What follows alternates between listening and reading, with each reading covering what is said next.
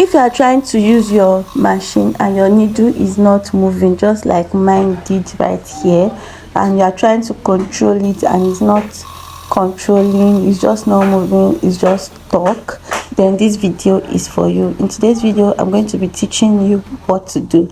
So you are going to go to this side of your machine, if it's a black head, of course, and then you are going to loosen that bolt right there. You're going to loosen it up. All right, so I'm just trying to look for my screwdriver, and then I'm going to use it to just screw it open. So that is where the problem is. All right, so you're just going to carefully screw it open, and then after screwing it, make sure that this screw does not get lost. Make sure it doesn't get lost, so you have to keep it properly. So I'm putting it inside that place right there, and then you are going to open it up just like this. I'm going to open it up. See how dirty this thing is. That might even be causing some kind of disruption because the oil inside is too much. So I'm just going to take a piece of cloth, and then I'm going to use it to clean everything like that. And I'm also going to clean the inside. The inside too is quite dirty. That thing that fell off is also in your own machine. Make sure that it doesn't get lost. All right, so you are going to clean it properly. This machine is already serviced. I just serviced it, so it's not a servicing problem. This is where the problem actually is. So this particular piece, you see that pointed edge inside, up and down like that, inside the circle. You're going to make sure that it's match up with a space that is inside that hole. There are two spaces that is inside that hole, so you're just going to match it up. It might be tricky because it might not key inside very well. It might be a little slack, so make sure that you key it inside the hole. Those two pointed area, make sure it is keyed inside the two holes inside that machine area.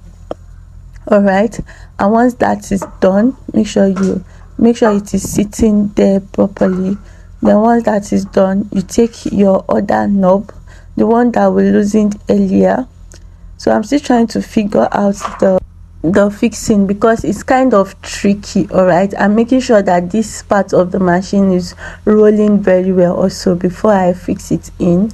All right, although I've already serviced the machine like I said earlier, so it doesn't need servicing. So after fixing the knob in the right place, I think it has stayed in place now. So you are going to take that part that you screwed out the other time, then you are going to carefully screw it in. Make sure that it is well set before you screw it in, and screw it till you tighten it up. Tighten it up, but don't let it be too tight. Tighten everything up, and then you pick your screw. That's the one that I kept earlier, and then you're going to put it in, and then you screw it right back. You don't need to oil it, you don't need to put anything.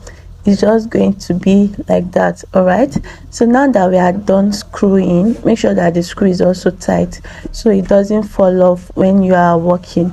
So I've screwed everything now. So now let's go and check whether the needle is going to move now. All right, so I'm just putting back my power. I'm fixing back the power socket, and then I'm going to try it out now if it's going to move. All right, so you go back to your sewing machine and then you try it, but trust me. So now see the needle now. So once we are done doing that, I'm just going to put the cloth there and let's see if it moves. You see, voila, is already moving. All right, so that is just this easy way to fix your machine if it is not moving. Thank you guys for sticking with me. My name is Winnie, and as you can see, this part is also controlling very well.